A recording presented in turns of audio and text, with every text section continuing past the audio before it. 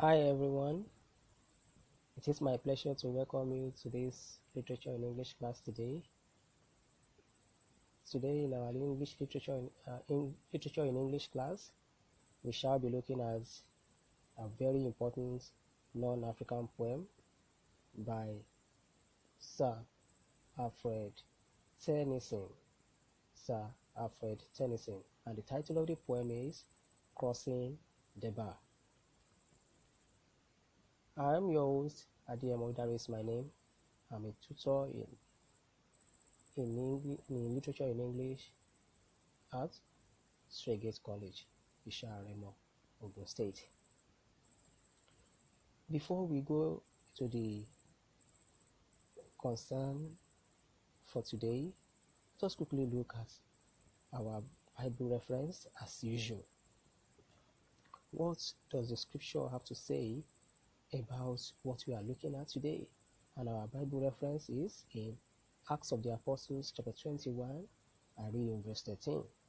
Then Paul answered, What mean ye to weep and to break mine heart? For I am ready not to be bound only, but also to die at Jerusalem for the name of the Lord. In the reference I've just read to you now, the Apostle Paul was determined to face death squarely. He was not scared of death, even though people told him that if he should go to Jerusalem, he was going to die, but he was resolute. He demystified death and he assured them that he was not only going to Jerusalem to be persecuted, but also face death. As we will see in the poem we are considering today, we will see the humiliation of death, the demystification of death, the courage to face death. And now let us quickly look at what we want to learn today, our behavioral objectives.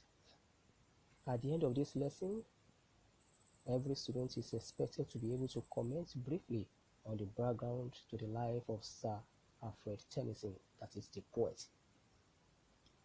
Secondly, you'll be expected to be able to recite key parts of the poem, if not the entire poem, because as a literature student, you should be able to recite the poem, and if you cannot recite everything, you should be able to make reference to key portions of the poem.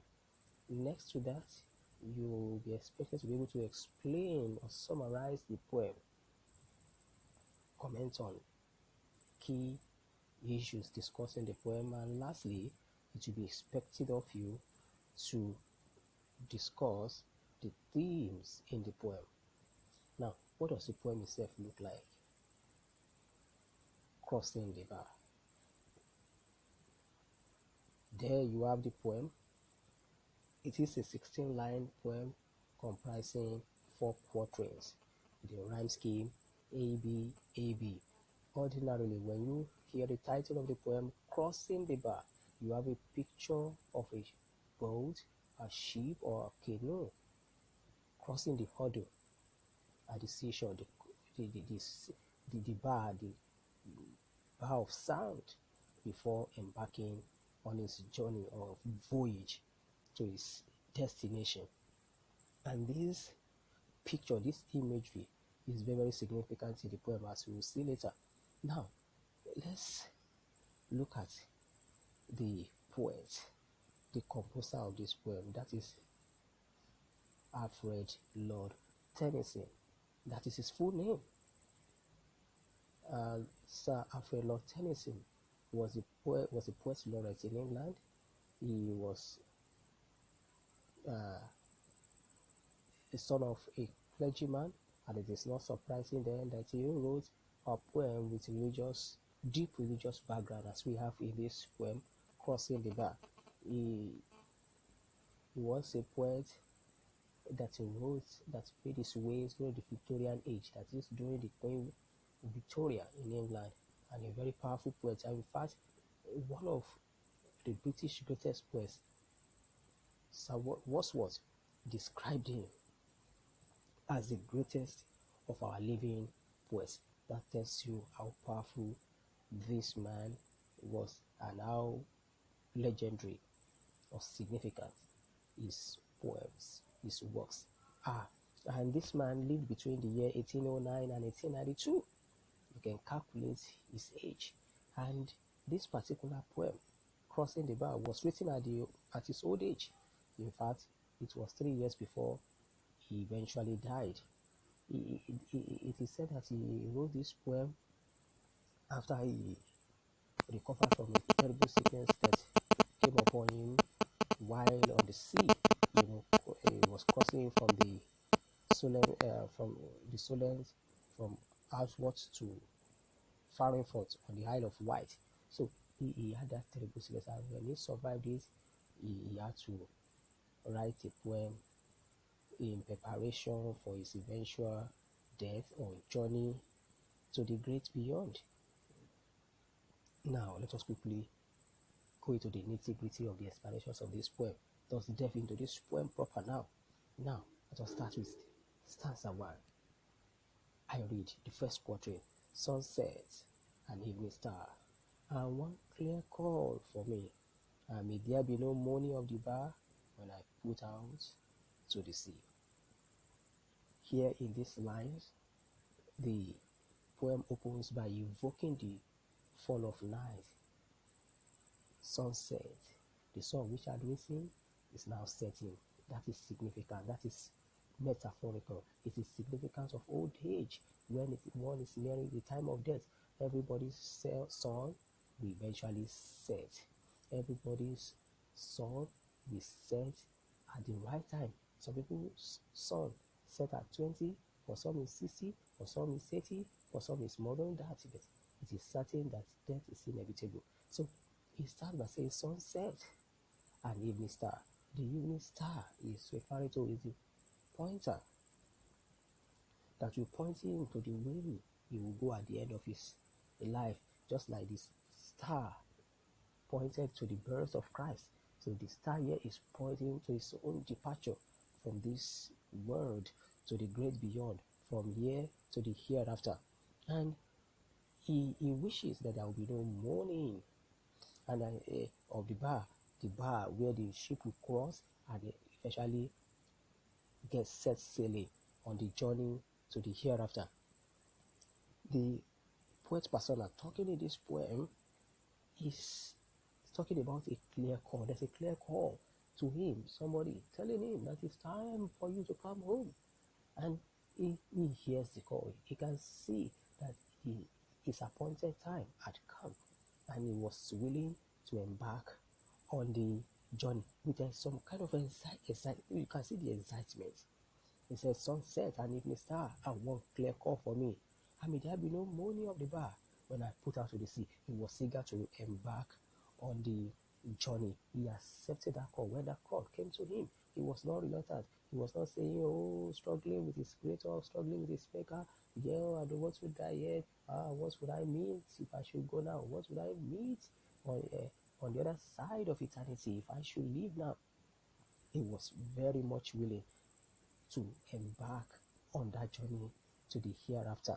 And in stanza 2, I read, there's such a tide as moving seems asleep, too full for sound and foam, when that which drew from out the boundless deep turns again home, he looks forward to a peaceful journey, when there will be no turbulence in the sea, where there will be no chaos, when all the sea creatures that would have caused turbulence would have gone down back home to the deep, to the abyss of the ocean or of the sea, where they would have gone to calm down. Because naturally, when somebody sets on the sail at night, the sea is at peace, the ocean is calm, and you're able to have a smooth sail. Now, he is very optimistic that there will be no commotion, there will be no confusion, there will be no tide, there will be no frustration, there will be no panicking. The sea will be peaceful for him, that he will have a smooth journey. And the picture painted in this stanza reflects his internal contentment with his absorption into the natural process of life and death. His process, how he will move, transit from life to death, and he is optimistic that there will be no mourning when the time finally comes, that he will not be struggling, he will not be crying. You know, we can make reference to King Hezekiah in the Bible when the prophet Isaiah came to him and told him that he was going to die. This man moaned, he cried, he asked God to reverse the sentence of death, which God eventually did anyway. Now, but in the case of this particular persona in this poem, he is very calm, ready, and willing to embark on the journey. Now, in stanza 3, twilight and evening bell. Twilight, sunset, identical time of the day. An evening bell, the bell that rings in the church, the bell that signals the departure, and after that, the dark. Darkness there signifies death.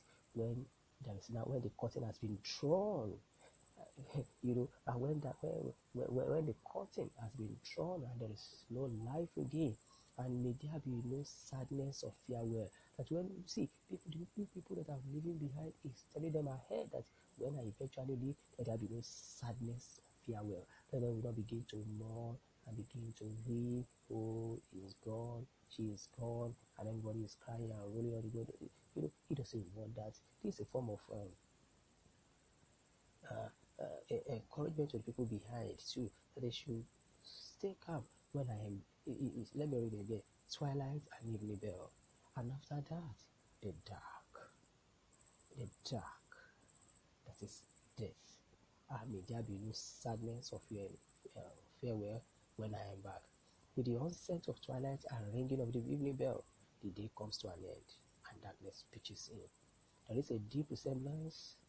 This is, you see, that's nightfall, that's darkness, that talks about, signifies, reflects the arrival of death and the process of bidding farewell to the people left behind.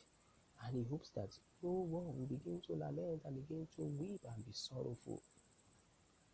The word of God, the scripture supports that. That in 1 Thessalonians, let us not weep like people who don't have hope, because the voice speaking in this poem, the persona here had hope. He has hope. He believes strongly that death is not the final phase of his life. It's just a transition to somewhere else, and that is what we see in the last stanza. For though from out our born of time and place, though I depart from this place limited, this time and place, this environment, the flood will bear me, that is the sea will bear him far, carry him far away. The flood here is referring to the sea. It's one of the nautical terms he uses in this poem. When we say nautical terms, words that have to do with seafaring, with voyaging, with naval activities. Then in the last expression, I hope to see my pilots face to face when I have crossed the bar, when I have crossed the hurdle of death, when I have transited from this world to the world beyond. I hope to see my pilot. See, referring to the pilot, actually in this area there are two arguments. It is either the pilot that will convey you from here to the hereafter could be dead.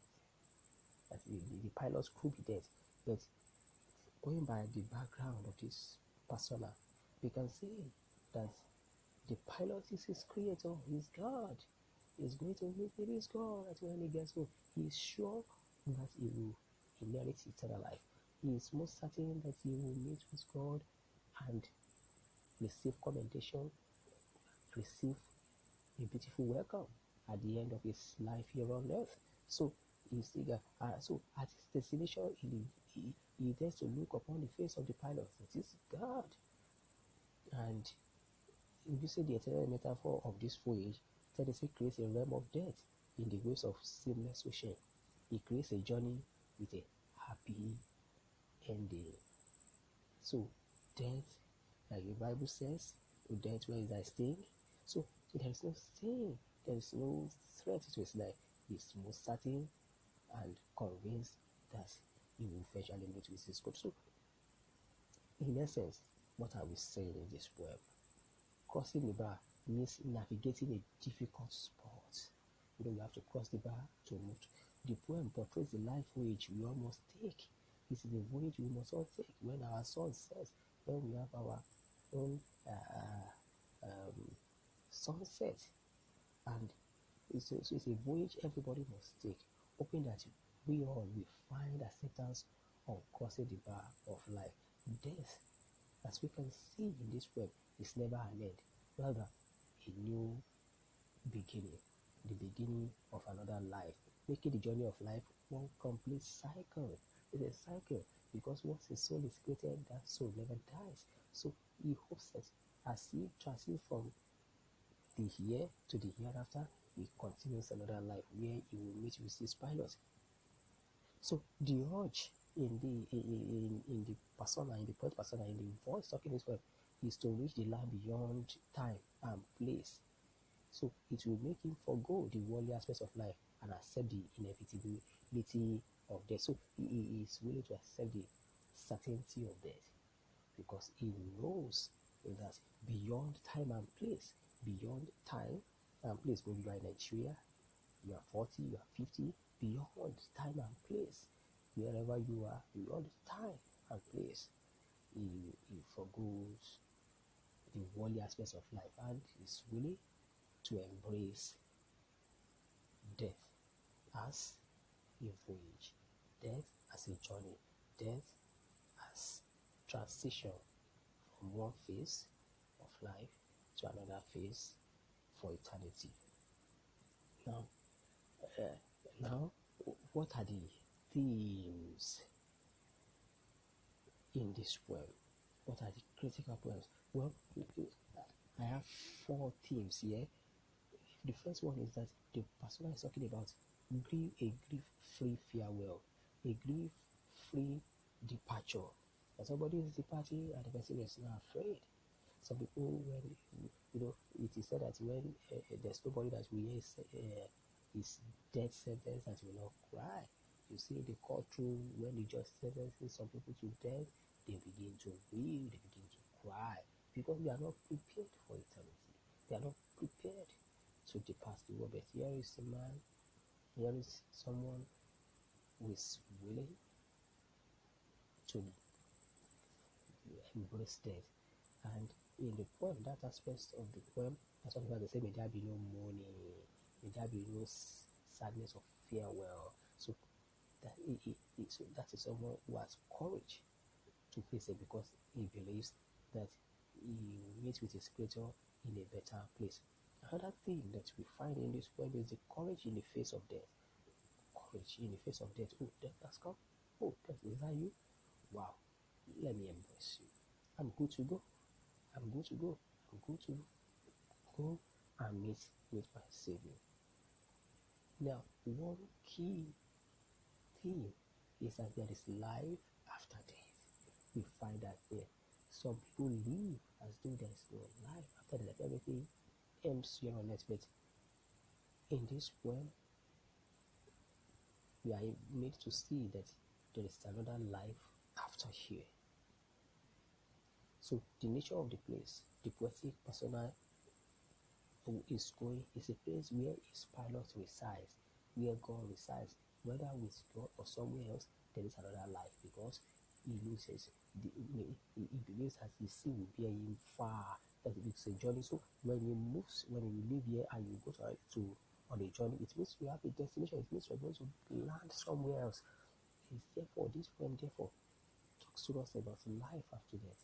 That is, death is just a transition, a link between one place and another place. So there's another life after here. And in this poem, obviously the persona is talking about heaven because he hopes to meet with his pilot.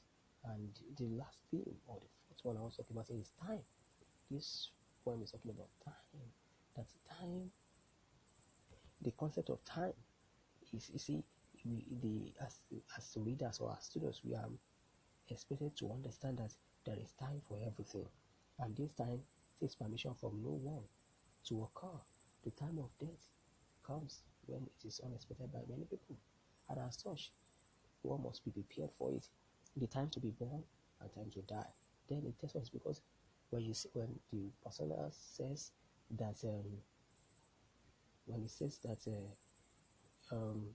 twilight, that's the time. That's time.